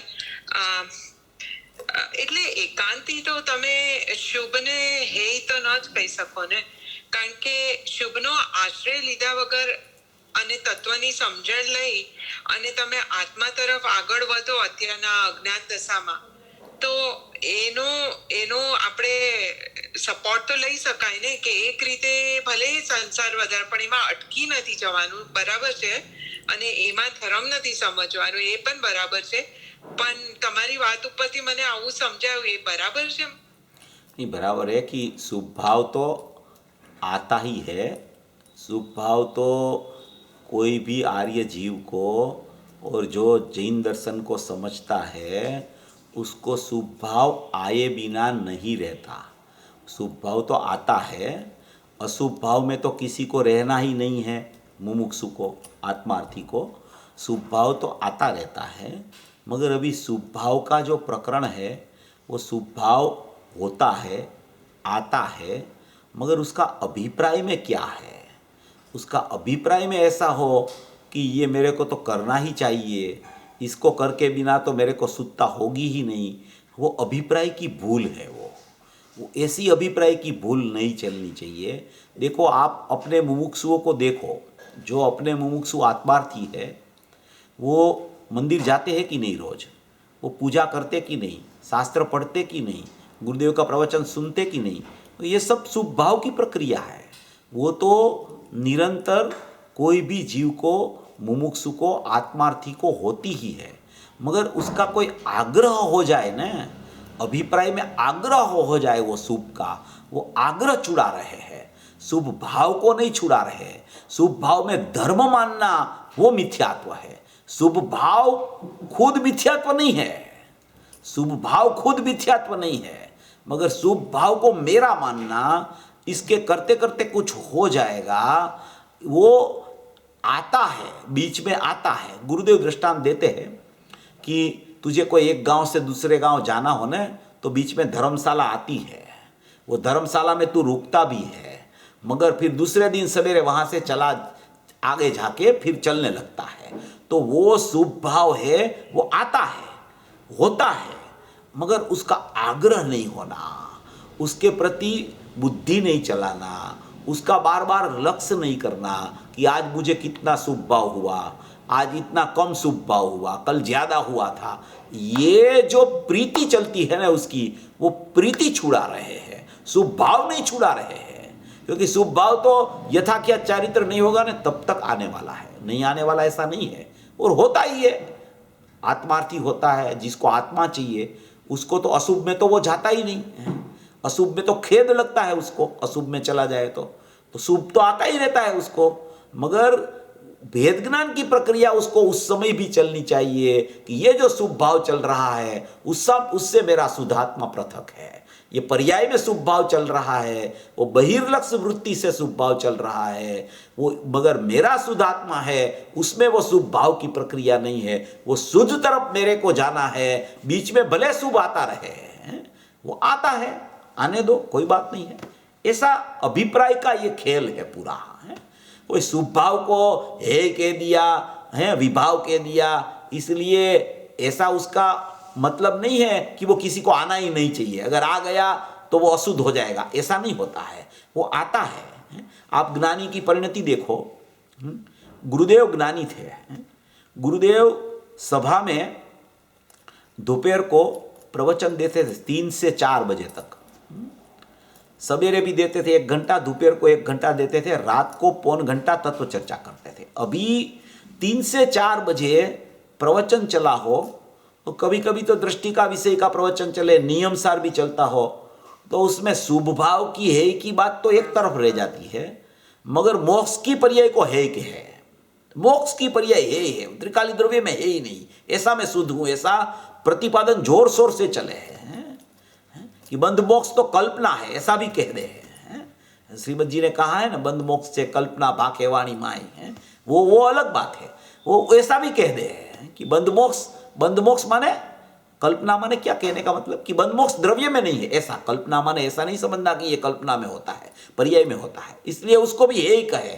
अभी वही पुरुष 4 बजे प्रवचन पूरा होवे, 4 से 4:30 बजे तक प्रवचन पूरा करके सीधे जिनेंद्र मंदिर में चले जाए और जिनेंद्र मंदिर में भगवान की भक्ति खुद करे, पूज्य बेन श्री भक्ति करावे, गुरुदेव वहां बैठे आधा घंटा और एकदम भगवान की भक्ति करने लगे और कभी कभी तो वो खुद भक्ति कराने लगे गुरुदेव। इतनी उसको महिमा आवे जिनेंद्र परमात्मा की। ये क्या शुभ भाव नहीं है? ये क्या है? ये शुभ भाव है। शुभ भाव को हे कहने वाला, शुद्ध परिणमन को हे कहने वाला जीव ऐसा शुभ भाव में भी लीनता करता है। लीनता बने ऐसा शुभ भाव तो आए बिना नहीं रहता उसको, जिनेंद्र परमात्मा का। तो ये समझ का काम है, समझ करना। कोई हे कह दिया, हे नहीं ऐसा कह दिया। 108 कलश पढ़ो आप, कलश टीका का 108 नंबर का कलश, वो दुष्ट है, पापमयी है, ऐसा भी कह दिया। प्रवचन सार की 77 गाथा पढ़ो आप, हिणंती घोर संसार में ऐसा लिख दिया। पुण्य पाप को एक माने। योगिंदु देव ने 71 कलश में लिख दिया कि पाप को तो सब पाप कहे मगर पुण्य को भी पाप अनुभवी कहे। तो ये सब चर्चाएं जो है, ये अपन चर्चा कर रहे हैं, वो क्या है? वो शुभ भाव है, शुभ भाव का परिणमन है। ये सब इस तरीके से समझ में लेना। अभिप्राय अपना क्या काम कर रहा है उसके ऊपर पूरा आधार होता है इसका।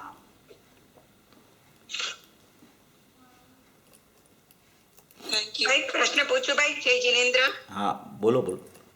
हाँ तो भाई આજે આપણે શરૂઆતમાં તમે ઉપાધિથી વાત કરી ને, તો ત્યાં આગળ આપણે નિયમસારની 38મી ગાથામાં પર્યાયને હે ઉપાય દ્રવ્યન ઉપાદાયને પર્યાયને હે કીધી, પછી 50માં પર્યાયને પરદ્રવ્ય કહી દીધું, બરાબર ને ત્યાં 7 સમૂહના આખા દ્રવ્યના સમૂહને જ ત્યાં આગળ ને આ સાતેય તત્વોનો સમૂહ પર દ્રવ્ય છે।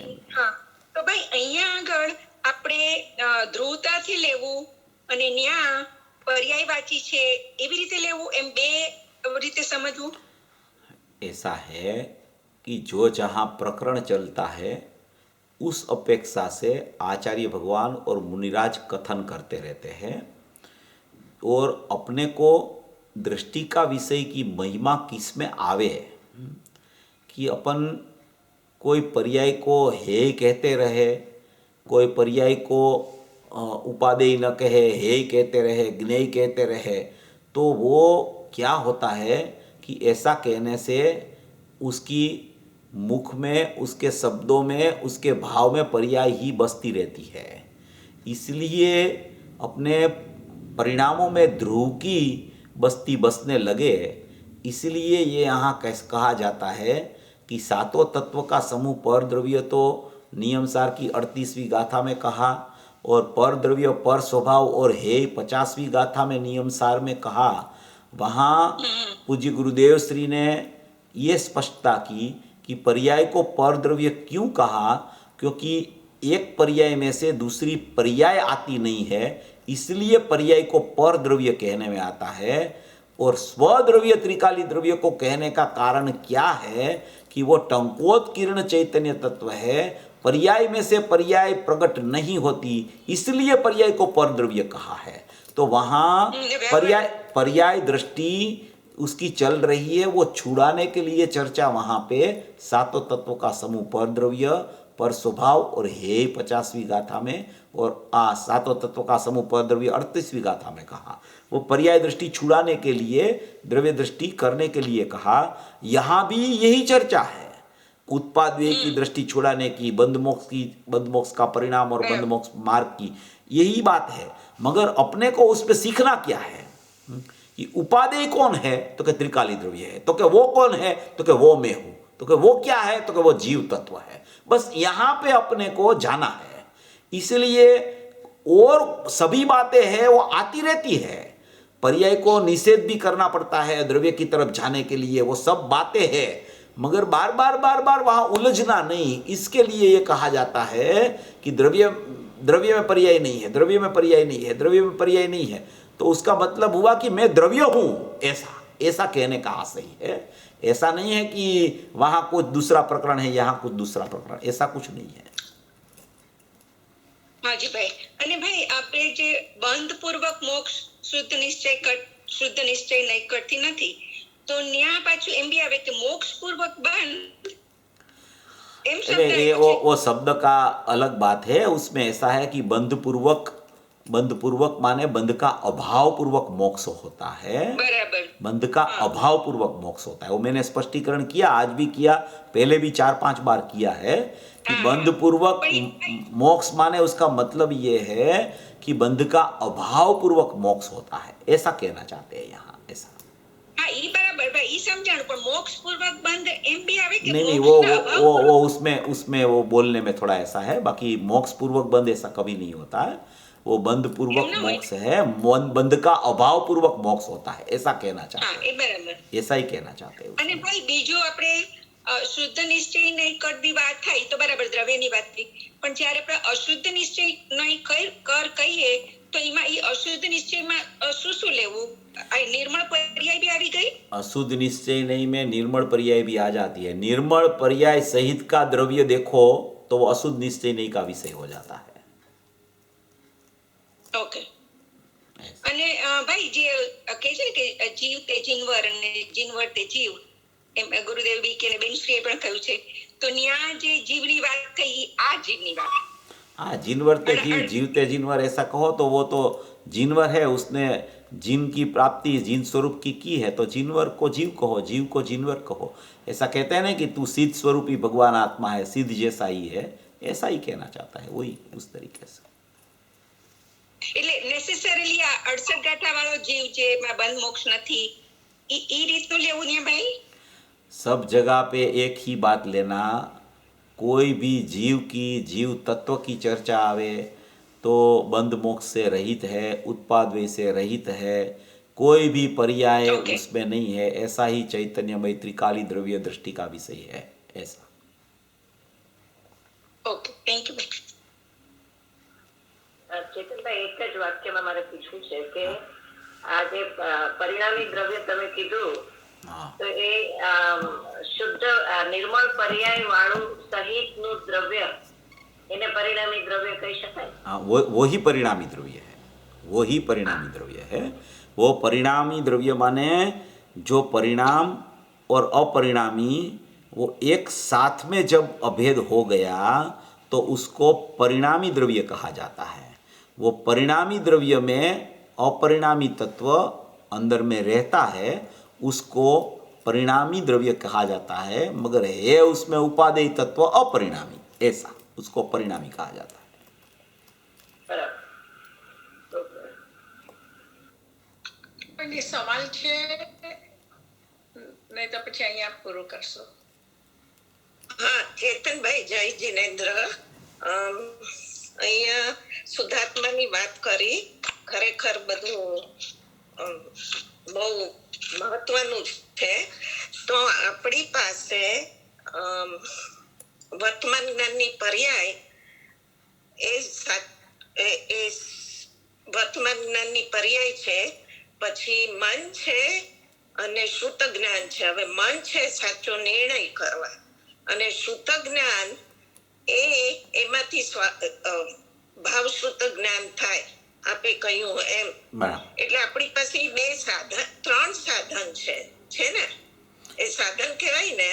अपनी पासे अपने पास 3 साधन नहीं है, अपने पास एक ही साधन है, उसको ज्ञान कहा जाता है।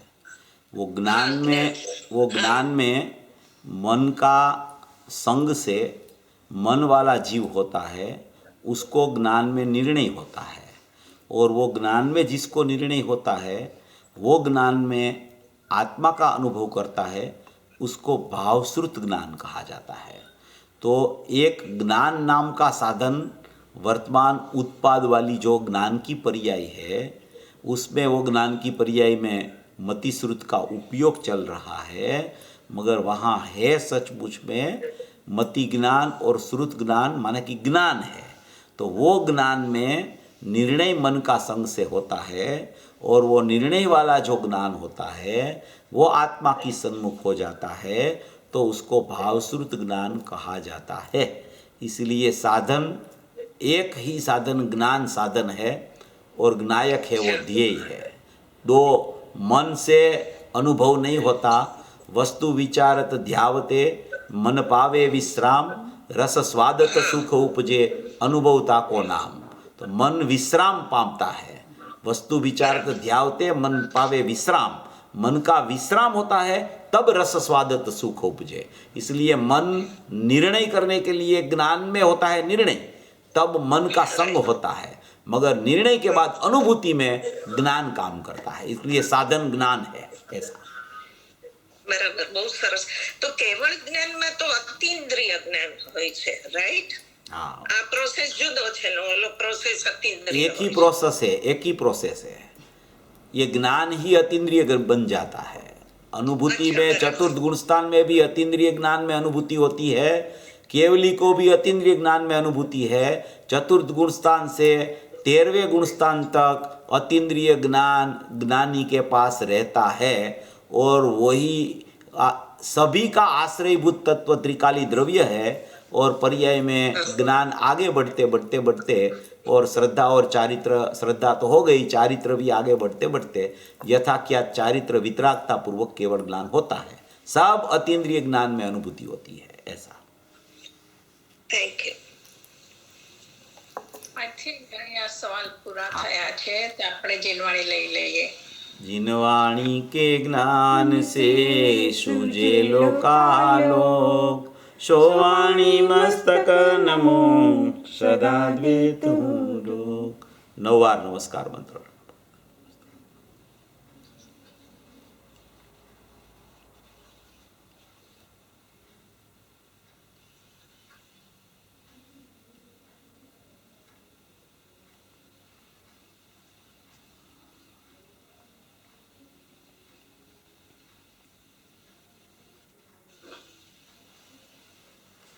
बोलो मंगलमयी जिनवाणी मातनो जय हो। જય હો. परम कृपाळु अनंत अनंत अनंत उपकारी श्री सद्गुरुदेवनो जय हो। જય હો.